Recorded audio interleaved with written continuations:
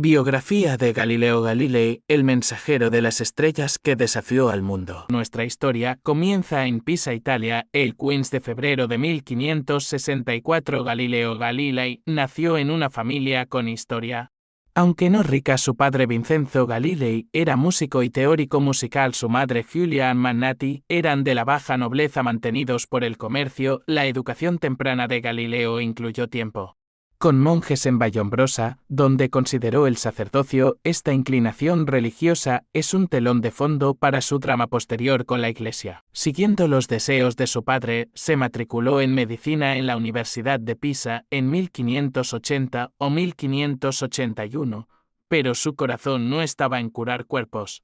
Las clases le parecían tediosas, y aquí nuestra primera curiosidad, el giro que cambió su vida. Siendo estudiante de medicina, asistió casi por accidente a una conferencia sobre geometría. O la escuchó por casualidad. Esa exposición a las matemáticas, probablemente Euclides, fue una revelación. Ostilio Ricci, matemático de la corte toscana, encauzó esta pasión, reconociendo su talento y convirtiéndose en su mentor.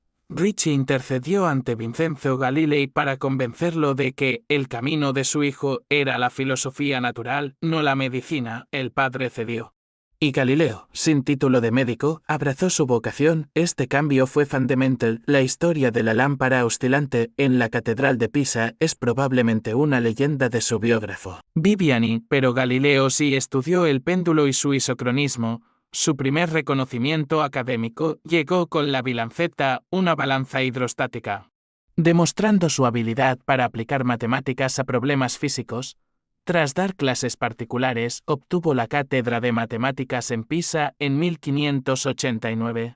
Y en 1592 se trasladó a la Universidad de Padua, donde pasaría 18 años felices y productivos. El año 1609 fue un punto de inflexión.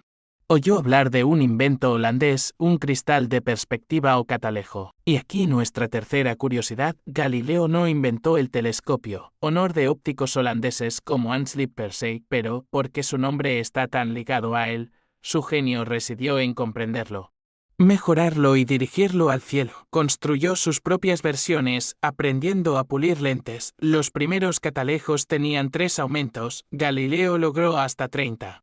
Presentó uno al Senado de Venecia, ganando un aumento y la titularidad vitalicia en Padua. Con esta herramienta, Galileo miró los cielos y demolió la visión aristotélica ptolemaica. Su primera revelación fue la luna, no una esfera lisa, sino rugosa, con montañas y valles, como la Tierra. Aunque Harriot pudo haber hecho bocetos antes, Galileo comunicó su importancia. En enero de 1610, apuntó a Júpiter, observó 4 puntos de luz orbitándolo, lunas, que llamó estrellas mediceas. Esto demostraba que no todo giraba alrededor de la Tierra.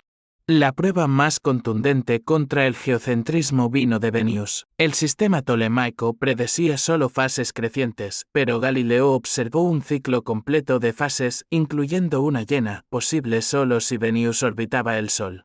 También dirigió su telescopio al Sol con métodos cuidadosos, descubrió manchas solares, imperfecciones que rotaban con el Sol. Su ceguera tardía fue probablemente por cataratas o glaucoma. No por estas observaciones. Resolvió la Vía Láctea en miríadas de estrellas. En 1612 registró a Neptuno, confundiéndolo con una estrella fija. Publicó estos descubrimientos en marzo de 1610 en Sidereus Nuncius, el mensajero sideral, causando conmoción en Europa. Sus descubrimientos astronómicos causaron controversia, pero sus contribuciones a la física terrestre fueron igual de revolucionarias. Aquí nuestra cuarta curiosidad: el experimento de la Torre de Pisa. La leyenda dice que dejó caer objetos de diferentes pesos para demostrar que llegaban al suelo al mismo tiempo. Refutando a Aristóteles, este evento es probablemente un mito, relatado por Viviani, no por Galileo. Entonces, ¿cómo llegó a sus conclusiones? Mediante experimentos con planos inclinados. Al hacer rodar bolas, diluía la gravedad. Midiendo con precisión, demostró que, sin resistencia del aire, todos los cuerpos caen con la misma aceleración. Su trabajo sentó las bases para las leyes de Newton. Comprendió la inercia y que las fuerzas causan cambios en el movimiento. Aceleración. Fue pionero en el estudio de proyectiles. Demostrando su trayectoria parabólica, Galileo se centró en describir el movimiento con matemáticas. Esto nos lleva a su rol en el método científico moderno. Antes, la ciencia se basaba en la lógica deductiva de autoridades antiguas.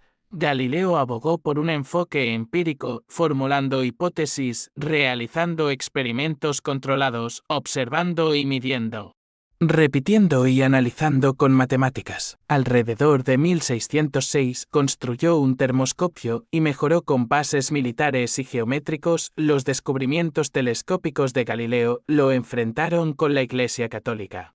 Sus observaciones lo convencieron del modelo heliocéntrico de Copérnico. Esta idea era dinamita. El modelo geocéntrico de Ptolomeo estaba arraigado en la teología en 1616. La Inquisición declaró la doctrina heliocéntrica formalmente herética. El cardenal Belarmino advirtió a Galileo que no la enseñara como realidad física. Galileo, católico devoto, obedeció, pero creía que el problema era de interpretación. La elección del Papa Urbano VIII en 1623 le dio esperanzas. Con permiso tácito, escribió el Diálogo sobre los dos máximos sistemas del mundo, publicado en 1632, presentaba una discusión. Galileo puso argumentos del Papa en boca de Simplicio, quien quedaba en ridículo. El Papa se sintió burlado, prohibió el libro y ordenó juzgar a Galileo. En 1633 fue sometido a proceso en Roma, acusado de vehemente sospecha de herejía. El 22 de junio de 1633, arrodillado, fue obligado a abjurar. Su sentencia fue arresto domiciliario indefinido, su diálogo incluido en el índice de libros prohibidos. Aquí la leyenda de nuestra quinta curiosidad. Se dice que tras abjurar, Galileo murmuró "Eppur si muove". Y sin embargo, se mueve. No hay evidencia, pero encapsula su espíritu. El conflicto involucró políticas eclesiásticas, factores personales y el choque entre nuevas ideas y tradición. Tras el juicio, Galileo pasó sus últimos 9 años en arresto domiciliario en Ilgio y ello en Arcetri. Nunca se casó, pero tuvo 3 hijos con Marina Gamba. Virginia y Livia ingresaron al convento de San Mateo. Virginia, como Sor María Celeste, mantuvo una afectuosa correspondencia con su padre. Su muerte en 1634 fue un golpe devastador. Hacia 1638, Galileo quedó ciego, probablemente por cataratas o glaucoma. Aún así, completó su obra más importante, Discursos y demostraciones matemáticas sobre 2 nuevas ciencias. Publicada en 1638, Piedra Angular de la física moderna, basada en décadas de investigación y dictada en parte a sus discípulos Viviani y Torricelli. El manuscrito fue sacado clandestinamente de Italia y publicado en Holanda. Galileo falleció en Arcetri el 8 de enero de 1642, a los 77 años. Por su condena, tuvo un entierro discreto. 95 años después, en 1737, sus restos fueron trasladados a una tumba monumental en Santa Croce. Durante la exhumación, admiradores extrajeron su dedo medio derecho, un pulgar, un índice, un diente y una vértebra como reliquias.